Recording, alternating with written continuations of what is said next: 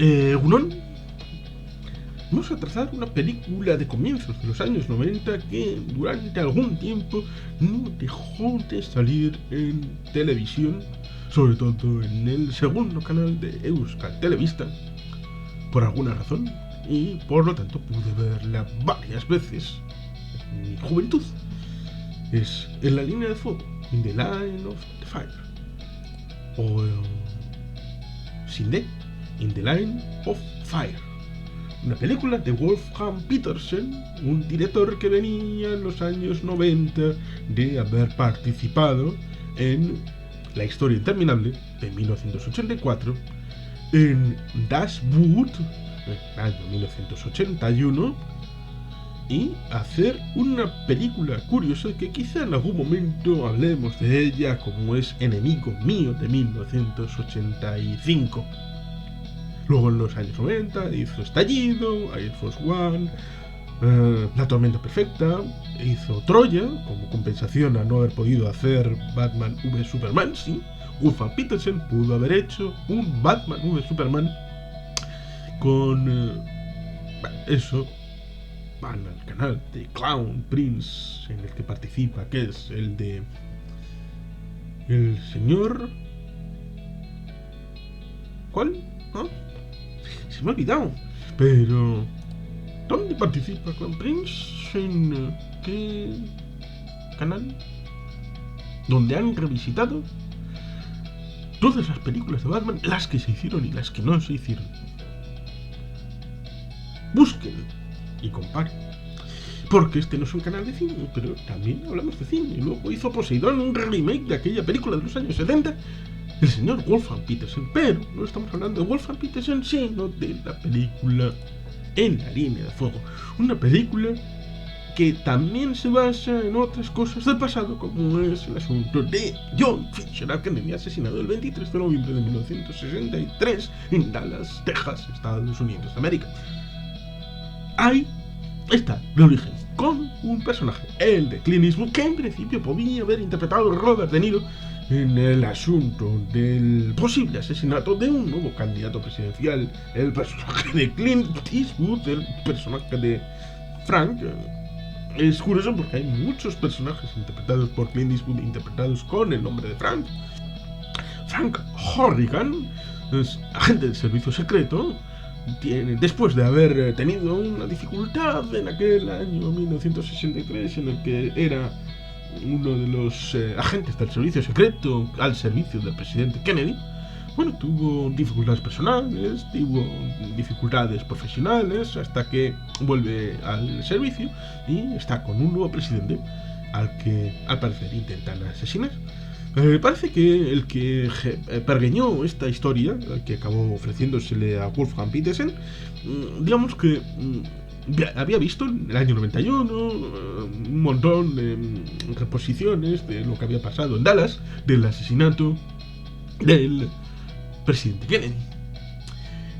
Recordemos que también en el año 1981, en base a un perturbado que había visto demasiadas veces, Taxi Driver, el clásico de Martin Scorsese, bueno, intentó asesinar en marzo de aquel año al presidente Ronald Reagan, recién juramentado en enero del año 81.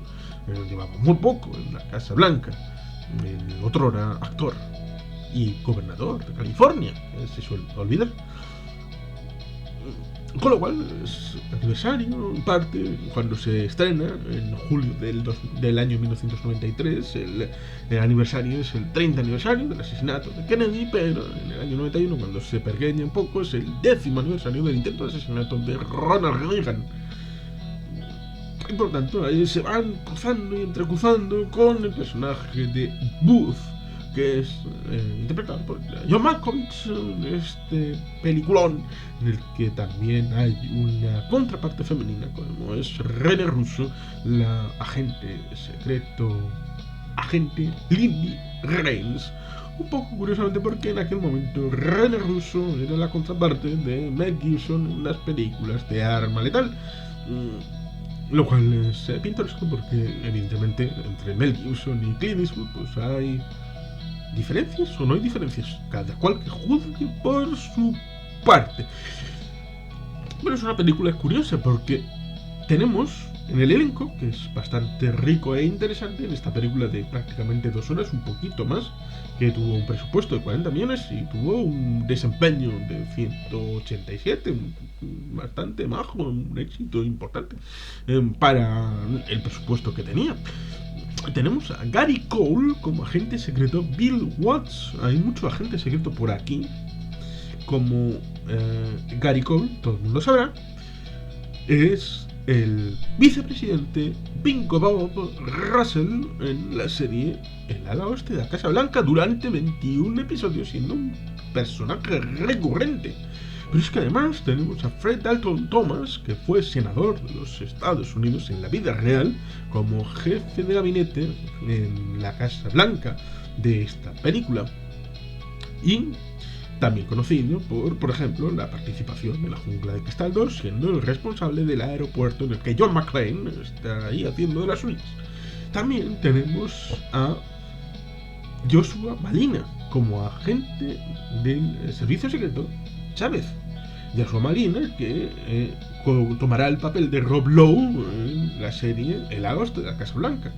Lo cual aquí hace confluir ciertas personas de diferentes orígenes, algunos con participación real en la vida política de los Estados Unidos, como Fred Dalton Thompson, que fue incluso candidato presidencial en las primarias republicanas, Clint Eastwood, que fue alcalde de Carmel, en California, curiosamente, también por Partido Republicano, y gente que lo hizo en la ficción, como el vicepresidente Bingo Bob Russell, Gary Cole, o Joshua Malina, que fue el segundo del gabinete de comunicación del presidente del ala oeste de la Casa Blanca, interpretado por Martin Sheen. Es una película, por lo tanto, intensamente política, intensamente reminiscente de esos dos hechos. Yo creo que si uno ve, por ejemplo, la película en la que estuvo involucrado Richard Crenna, interpretando al presidente Reagan a comienzos del siglo XXI, en el que Richard Dreyfuss hacía el papel de Alexander Haig, un papel que curiosamente Powers Booth interpretó en la película Nixon del año 95, lo cual vimos que dos versiones de interpretar al general retirado y que participó en el gobierno de Reagan como secretario de Estado, porque en la defensa era Caspar Weinberger. Bueno, pues en ese momento del año 81, pues cuando se produce el intento de asesinato, como se ve en la película, esta de Richard Crenna con Richard Dreyfuss, bueno, pues hubo dificultades ahí dentro del gabinete. Es una película que está bien verla a todo aquel que sea muy cafetero, un poco como yo, y viendo esa relación en la que evidentemente se visualiza esa relación del intento de asesinato con el personaje que era respecto a la película Taxi Driver del año 74, porque tenía una obsesión por Jodie Foster, y ahí el personaje de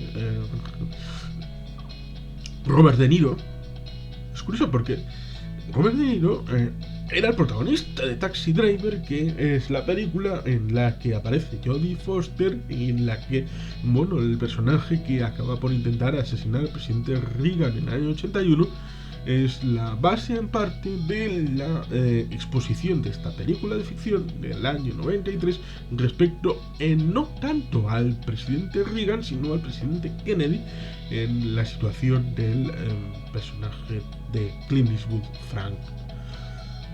Es una cosa muy mezclada en la coctelera, pero al final sale algo bien sencillo, con ese toque, un toque mal paso. Que, bueno, la productora de Eastwood, pero bueno, se impregna a través de él. Bueno, hace poco pude escuchar de Maestro Payán que algunos actores como James Cagney, Balancaster, toda aquella troupe hacia su productora, pero hacían que dirigiera a otro.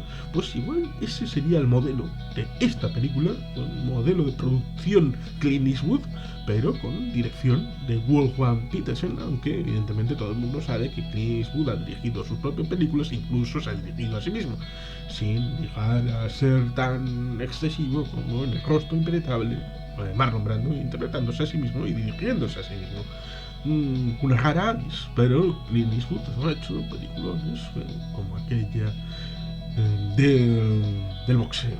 Pero eso sería hablar de otras películas, porque La línea de fuego es, como digo, una película interesante, con emociones, con tensión y con explicación respecto a esa participación a través de esta situación, de lo que pudieron vivir en el año 63 respecto al presidente Kennedy en esa situación en Dallas, en las que hubo disfunciones, hubo luego purgas internas, hubo reminiscencias del pasado en los que acabaron sobreviviendo de todos aquellos malos momentos, las acusaciones cruzadas, la comisión Warren, y luego las teorías de la conspiración que fueron sucediéndose hasta el punto de acabar por pagar justos por pecadores, evidentemente, de quién hizo qué, alguien pasaba a guardar su pasado, y por lo tanto pues hay mucha chicha que cortar, y por lo tanto pues hay alguien que no pudo impedir la destrucción del sueño americano, como era Camelot, a través del presidente Kennedy, tiene una segunda oportunidad, un poco como Andrew Garfield en Super Spider-Man No Way Home.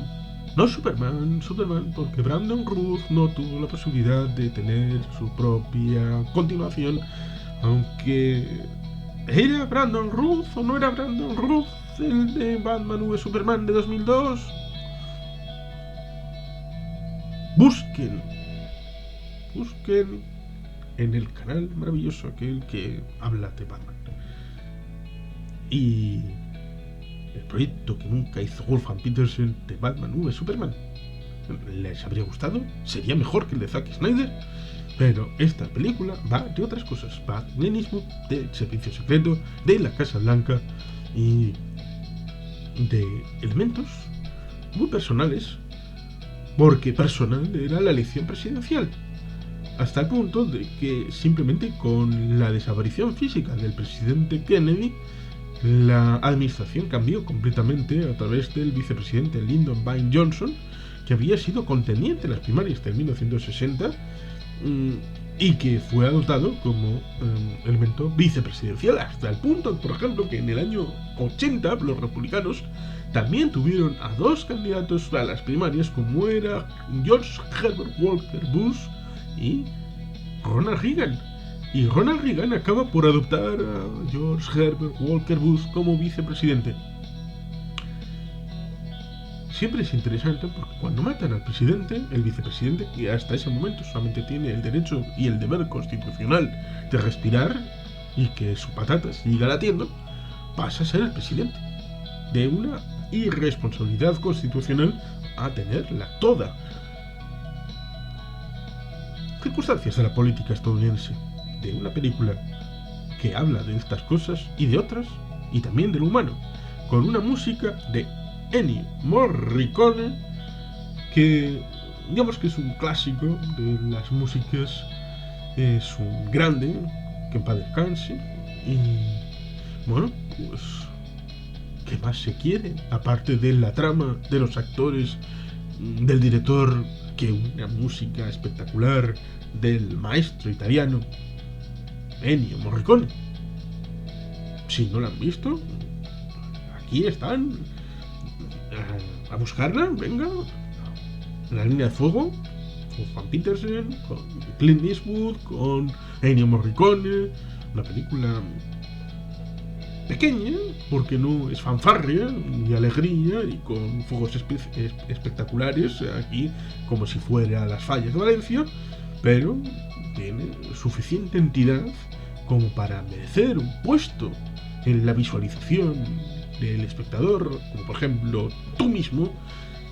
Así que dale una oportunidad, ve en La línea de fuego si te gustan estas temáticas y si te gustan las películas de Clint Eastwood. Y sin más, es que ricasco, agur grabat, Betty Helpien.